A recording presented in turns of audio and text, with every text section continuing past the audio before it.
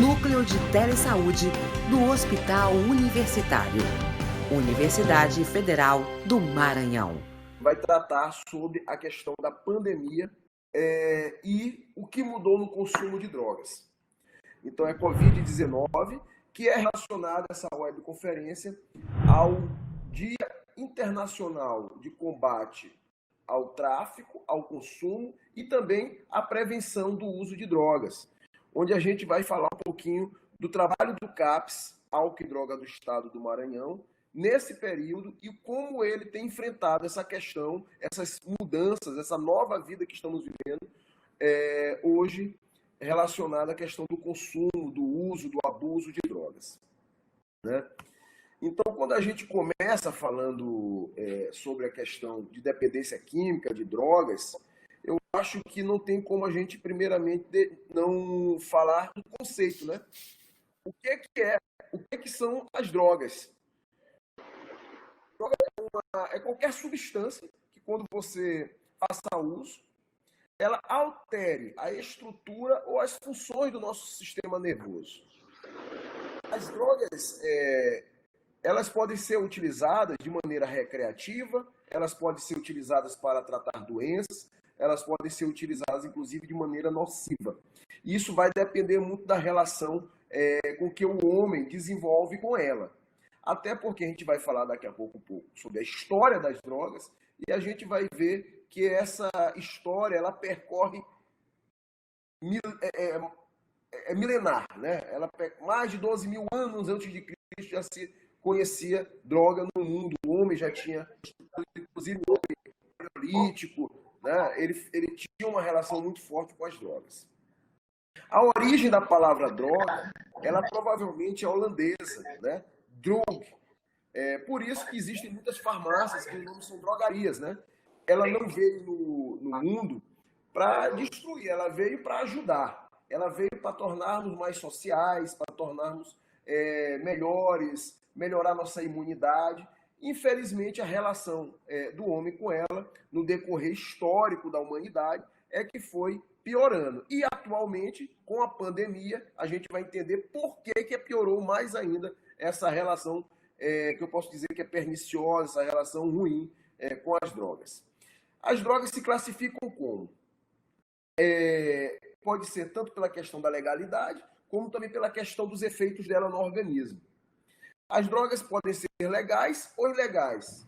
Exemplo de drogas legais: o álcool, o cigarro, drogas prescritas por médicos, né? Analgésicos, quando uma pessoa está doente, antibióticos, são drogas legais, quando se medicada por um profissional especializado na área. E drogas ilegais? São aquelas drogas que não são aceitas. Em alguns países elas podem até ser pelas regras legais, pelas leis, em outros não são aceitas pelas leis. Por exemplo, na lei nossa brasileira, a gente não aceita a maconha como legal, a cocaína, o crack, que é um derivado da cocaína, e algumas outras substâncias, né? E ela também pode se classificar como a ação dela no sistema nervoso. As drogas elas podem ser classificadas como 3 tipos: drogas depressivas, drogas estimulantes e drogas perturbadoras. Exemplo de uma droga depressiva, e que é uma das drogas que mais vem sendo utilizada nesse período da pandemia, onde houve um aumento de 200 e poucos % no consumo. O álcool, por ser uma droga depressiva, ela acaba trazendo na pessoa um efeito de diminuição da sua ansiedade. Então, muito nesse período se desenvolveu e se ouviu falar na ansiedade. Todo mundo muito ansioso, por quê? Ansioso porque não sabe o que vai acontecer, não sabe o que é esse vírus, o coronavírus, não sabe se vai continuar com seus empregos, não sabe se o dinheiro que tem vai dar para continuar a viver. Muitos perderam seus empregos. As relações entre os casais, as relações tiveram que ficar cada vez mais próximas, inclusive pelo isolamento social, e com isso vem o desenvolvimento de uma série de mecanismos de defesa dentro da relação conjugal, o que aumenta a ansiedade. Então, isso são pontos em que provocaram, principalmente o álcool, ter aumentado muito o consumo nesse período. Além do álcool ser muito mais acessível. Como entramos num período do Covid, um período de isolamento social, até o consumo de cocaína diminuiu, o consumo de crack diminuiu. E intensificou o consumo, por exemplo, do álcool, por ser uma droga que a gente teve muitos comércios fechados, porém, o de gêneros alimentícios, eles continuaram abertos. E os gêneros alimentícios continuaram fornecendo para quem quisesse comprar a bebida alcoólica. A gente observou, nesses nossos estudos, que alguns países, por exemplo, eles desenvolveram, no período do isolamento, uma proibição de venda de álcool, porque observaram a nocividade desse período com essa correlação com a bebida alcoólica. A gente observa, inclusive, um efeito muito grave na questão da violência doméstica. Esse período do isolamento mais forte, do lockdown, aumentou muito a exploração sexual, a violência doméstica, isso muito derivado do consumo absurdo do álcool. Há drogas estimulantes, são as drogas estimulantes, por exemplo, o café é uma droga lícita e estimulante, a cocaína é uma droga ilícita e estimulante, como o crack, né? São drogas que deixam a pessoa em estado de alerta, elas são as drogas que deixam as pessoas excitadas, eufóricas, mais ativas, né? E existem as drogas que a gente classifica como drogas perturbadoras, são aquelas drogas que promovem a confusão na cabeça, a confusão cerebral. Exemplo dessas drogas é o LSD, né, que são os ácidos, a maconha é uma droga perturbadora, né? Ela geralmente provoca alucinações, ela provoca essa confusão realmente nos sentidos, né? Então, essa foi a ideia inicial da gente começar a conferência, explicar um pouquinho, primeiramente, o que são drogas e contextualizar isso de uma maneira que a gente pudesse entrar na epidemiologia, por exemplo. Para você ver como é grave a questão de drogas, esses dados são de 2019, 3,2% dos brasileiros consomem substâncias ilícitas, ou seja, são 4,9 milhões de pessoas. Homens, 5% e mulheres, 1,5% da população. 5,5% da população mundial entre 15 e 64 anos já usaram algum tipo de droga. São 271 milhões de pessoas. Claro, a gente está falando de droga, a gente não vai dizer que esses 271 milhões de pessoas vão precisar de serviço para se tratar. Não significa isso, eu não estou falando de dependência química. Aí eu já posso até entrar no perfil de colocar, por exemplo, que nem todo usuário de droga é um dependente químico. A substância química ela tem maneiras de se comportar no organismo de cada pessoa. Alguns vão desenvolver o quadro de dependência química, que é um quadro mais grave, é aquele quadro onde a pessoa se torna realmente refém daquela substância, ela precisa da droga para sobreviver. O crack, ele tem uma potência maior nesse sentido, porque ele tem uma fisiologia, uma química muito forte, ou seja, altera as funções cerebrais de maneira a liberar intensas quantidades de dopamina cerebral, o que deixa a pessoa cada vez mais vulnerável e muito rapidamente dependente. Agora, por exemplo, o álcool, a gente sabe que a pessoa que usa álcool vai passar às vezes 10 a 20 anos para desenvolver um quadro crônico, que a gente chama de alcoolismo, ou se tornar um alcoólatra, como se diz. Mas o álcool, vão ter pessoas que vão ingerir álcool a vida toda e nem por isso vão se tornar dependentes. Assim como tem pessoas que usam a cocaína a vida toda e não se tornam dependentes da cocaína. Pessoas que usam a maconha a vida toda e não se tornam dependentes da maconha.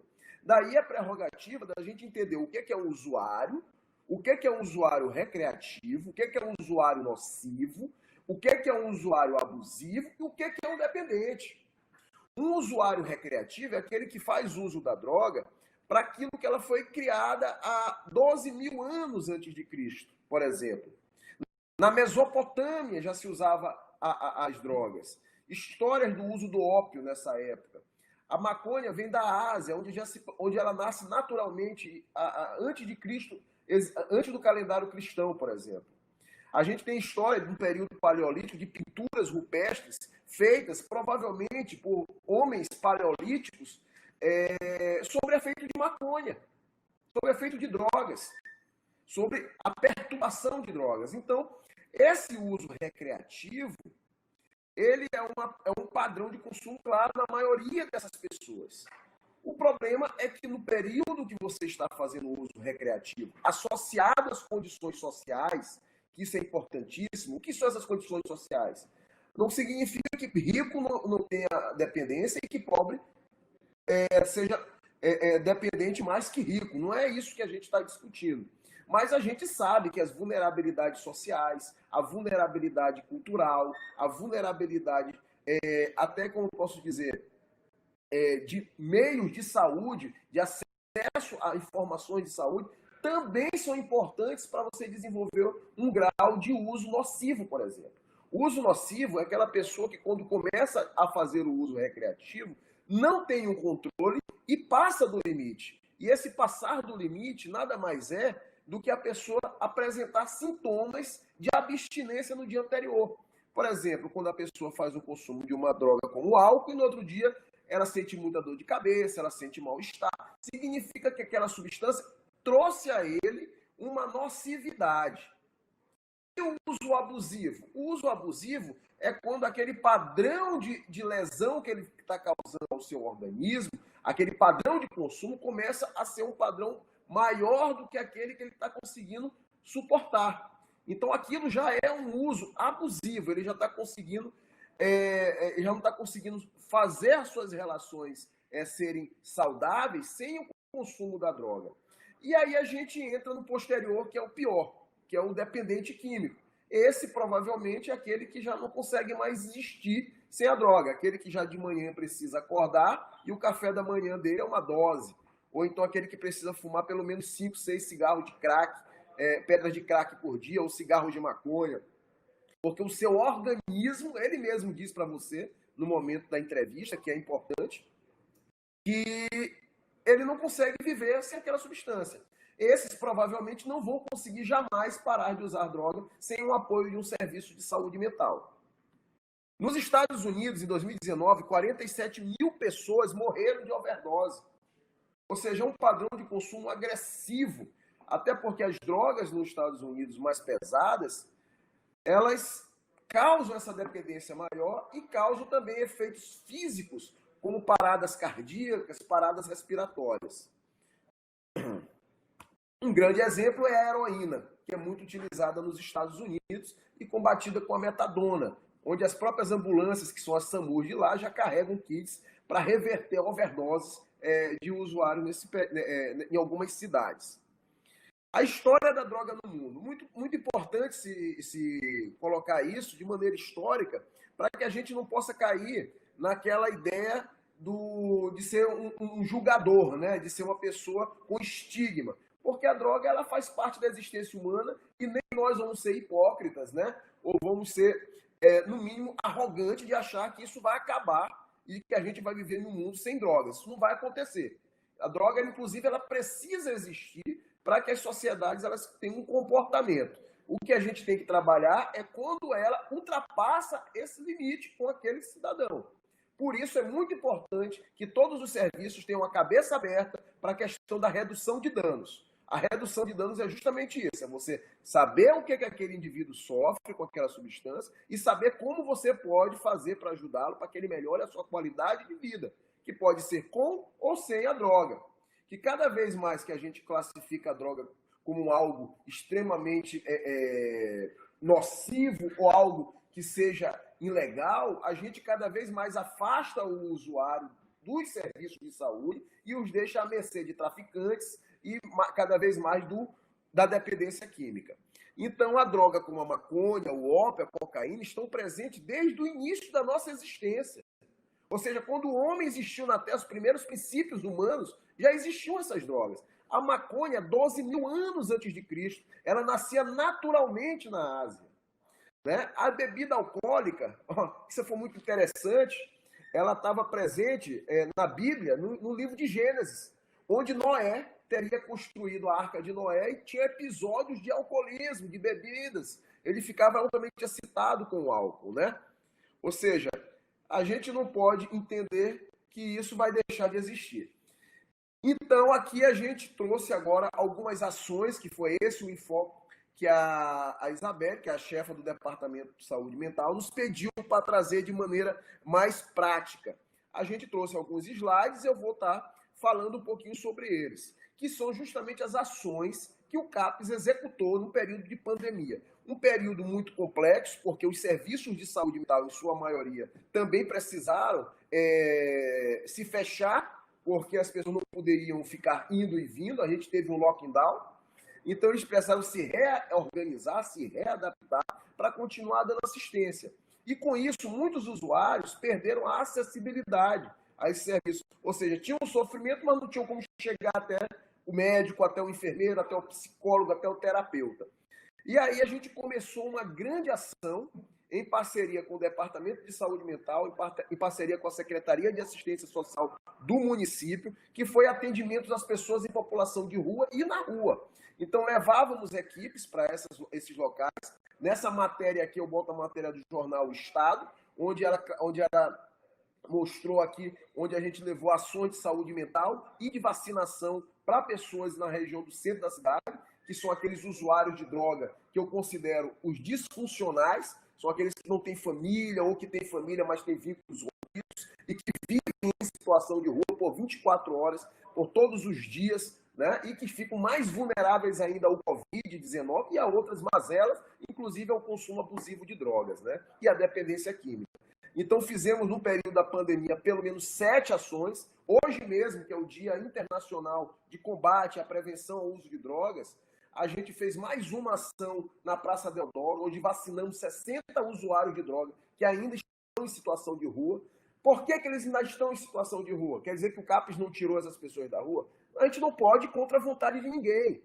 A gente entende que a gente tem que ter uma relação boa com o ser humano para que ele possa acreditar em nós e para que ele possa realmente ter confiança de se deixar se tratar. Conseguimos tirar, sim, hoje 2 pessoas que quiseram voluntariamente se internar conosco, onde encaminhamos para uma comunidade terapêutica, após avaliação psiquiátrica, após avaliação de exames rápidos, como HIV, sífilis, hepatite, e também do Covid-19.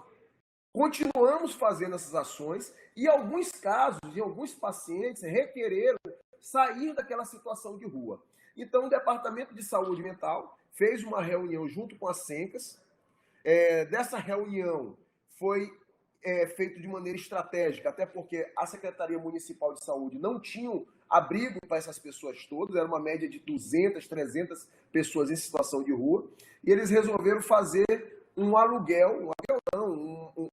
convênio com o Estádio Castelão, o alojamento, que tinham 100 e poucas vagas de alojamento, e levaram essa população toda para o Castelão. Onde, de pronto, logo no primeiro dia, o CAPES-AD acompanhou essa migração dessa população de rua para dentro do estabelecimento do Estádio Castelão. E a gente ficou, desde então, fazendo todo o acompanhamento de sua saúde física, mental, emocional, fazendo testes, avaliações, inclusive medicando aqueles pacientes, aquelas pessoas. Porque 90% das pessoas que estão na rua, elas podem não ser dependentes químicas, mas elas são usuárias nocivas, abusivas e, em alguns casos, sim, dependentes químicos. Então, a gente acompanha até hoje ainda temos 35 moradores de rua no Castelão, ainda temos 20 moradores de rua no outro abrigo da prefeitura, que é o da Afonso Pena, e temos mais 12 no abrigo da Vila Palmeira, que são acompanhados integralmente por nossa equipe e, claro, em parceria com a equipe do Consultório na Rua. O Consultório na Rua é uma equipe do município de São Luís, vinculada à Secretaria de Saúde do município, a parte de saúde mental, que se uniu conosco para que a gente pudesse conjuntamente dar uma melhor assistência para essa população usuária de droga que ficou exposta com a paralisação de toda a economia do Estado e do Brasil e do mundo, como observamos no período da Covid.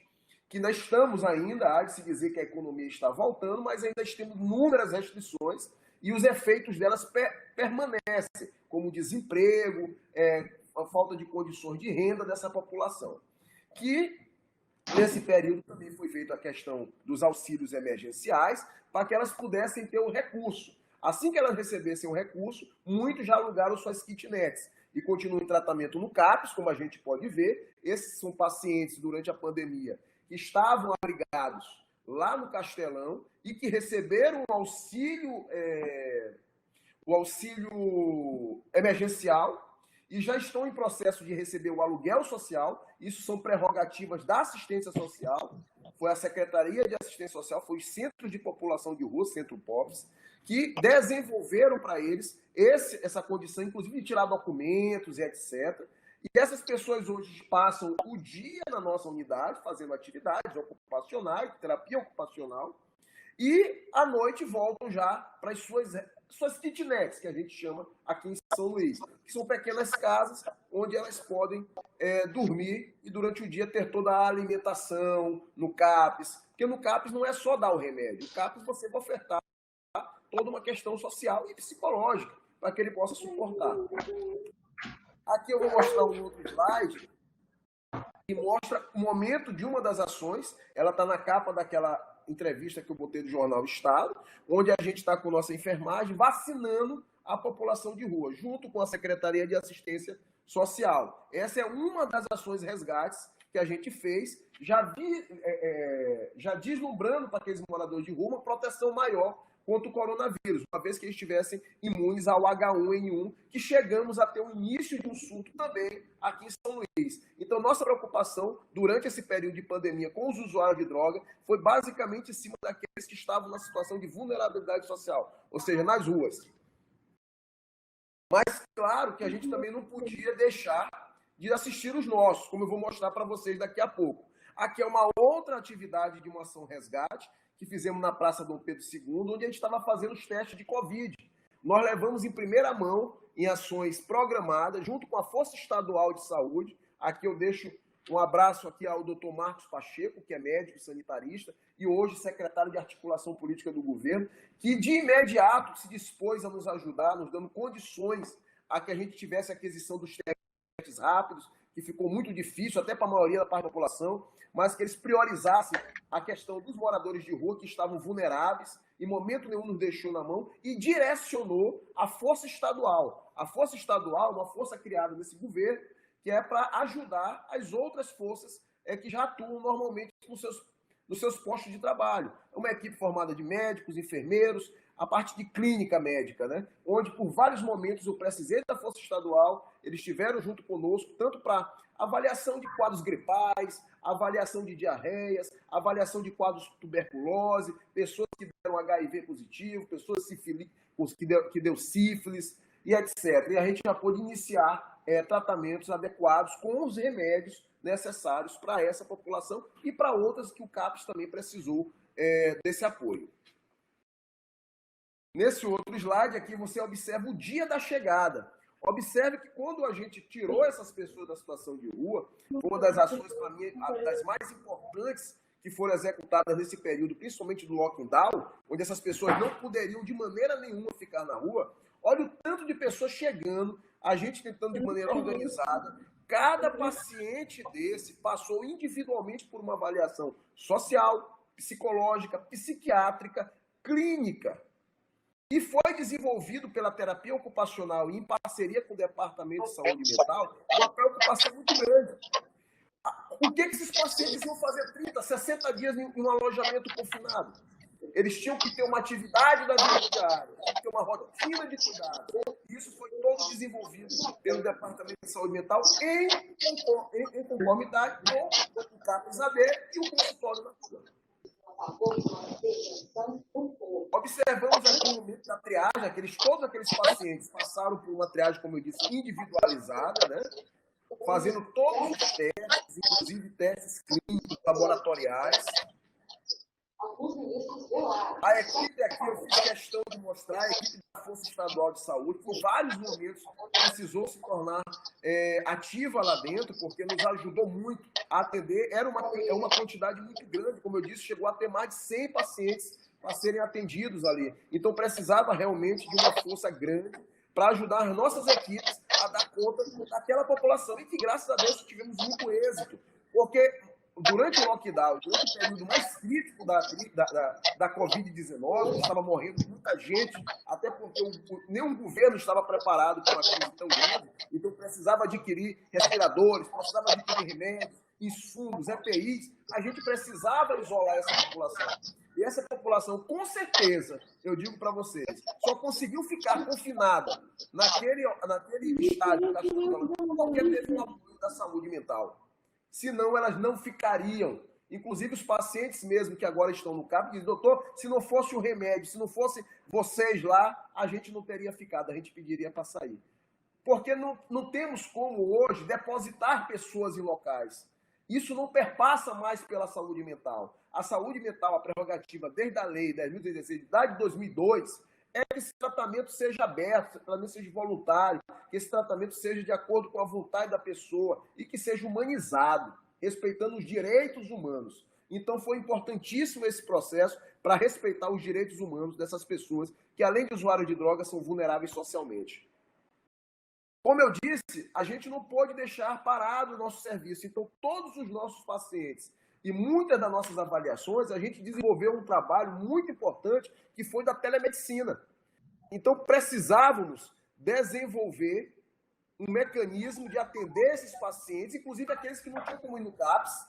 Então, desenvolvemos um aplicativo para que a gente recebeu da Secretaria condições para isso, inclusive equipamentos para isso, e pudemos começar a fazer os atendimentos por videoconferência. Com as nossas duas, uma psicóloga e uma assistente social, eu tirei o rosto, porque eu não pedi autorização de nenhuma delas, até porque não deu tempo nesse processo, e aqui demonstra um dos pacientes que tiveram recaídas nesse período da pandemia. Há de se dizer que houve uma recaída de 20% a 30% no uso de drogas dos nossos pacientes. Por quê? Porque não adiantava, a gente deu as medicações para eles, mas eles ficaram ociosos. Eles ficaram, infelizmente, em casa. Eles ficaram sem ter o que fazer, então, resultado. Isso fez com que eles voltassem e as recaídas não foi nem na questão do crack, foi na questão do álcool. E a gente, com o passar do tempo, com a abertura novamente linear para essas pessoas poderem ir e vir, a gente foi ajudando nesse processo de reconstrução e de reorganização. E, lógico, a gente espera que nesse período pós-pandemia, ou então ainda que vai se perpassar com a pandemia do Covid, ainda vamos ter muitas dificuldades com relação principalmente à saúde mental. Não só ao álcool e drogas, mas problemas de depressão, problemas de ansiedade e outros que são no decorrer desse processo que vamos ver com o tempo. Outro slide que eu coloquei foram nas ações que a gente fez pontuais. Pessoas que eram andarilhas, pessoas que viviam há 5, 6 anos em locais. Aqui eu vou, em parceria com a Sencas, e junto com a SAMU, retirar pessoas que estavam morando na situação de rua.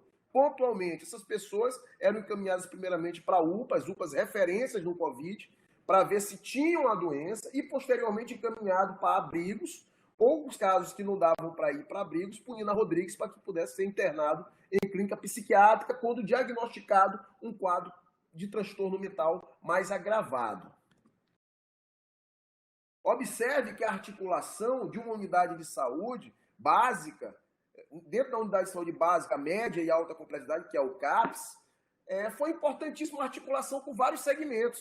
Observe que aí tem articulação com a Secretaria de Assistência Social do município, observe que a gente tem articulação com a SAMU, observe que a gente tem articulação com a Secretaria de Segurança, com a comunidade civil organizada. Observe eu doando cestas básicas. Eu recebi nesse período mais de 300 cestas básicas.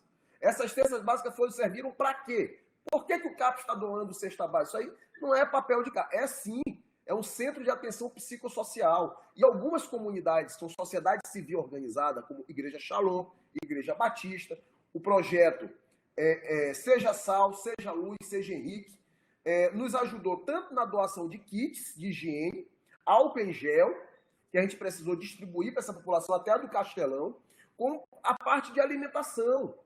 Muitos dos nossos pacientes, eles são vulneráveis socialmente. Eles são vulneráveis socialmente. Eles não têm condições de se manter. O que mantém eles se alimentando é o CAPS. É o almoço que ele tem lá, é o café da manhã, é o lanche da tarde, que é um jantar para eles. E não vão nem comer na noite. Então a gente não poderia deixá-lo desprovido desse alimento e fizemos esse social, porque CAPS é isso, é Centro de Atenção Psicossocial. Então pegamos essas cestas básicas e direcionamos através do nosso serviço social para aqueles que mais necessitavam. Inclusive para aqueles que perderam seus empregos, que faziam tratamento no CAPS, que tinham bicos, que eram garçons, que eram servente de pedreiro e que ficaram impossibilitados de ganhar seu pão diário. Então eles precisavam se alimentar e alimentar sua família. Aqui a gente atendendo outra coisa muito importante que desenvolvemos e nos aproximamos nesses anos, foram das comunidades terapêuticas. Aqui eu estou atendendo aqui paciente da comunidade terapêutica CTM. As comunidades terapêuticas são serviços não de saúde, mas são serviços que, de acordo com a nova lei antidrogas de junho de 2018, elas se tornam parte de um processo de assistência a essas pessoas com dependência química. Dentro lá daquela comunidade terapêutica não tem psiquiatra, não tem assistência médica. Então, alguns pacientes desenvolvem crise de abstinência, quadros de transtorno mental, e o CAPS-AD tem dado apoio a essas comunidades terapêuticas que nós conhecemos e que o Departamento de Saúde Mental conhece e que sabemos que é de maneira organizada, né? Aqui a gente está com a psicóloga da comunidade terapêutica, com o monitor, e eu estou aqui recebendo eles, e ali vieram 3 pacientes para fazer atendimento psiquiátrico e receber toda a farmacêutica de maneira gratuita. Aqui eu volto ao atendimento no Castelão para mostrar o atendimento do consultório da rua, que foi grande parceiro nesse período por uma grande força que o departamento deu, de interlocução, esse ajuste, esse alinhamento de condutas. Então, o consultório na rua, a Nielma, está de parabéns, eles continuam lá dando toda assistência, a sua equipe de médico clínico está sempre muito prontos para atender-nos. Obrigado, eu acho que era basicamente isso que eu queria falar.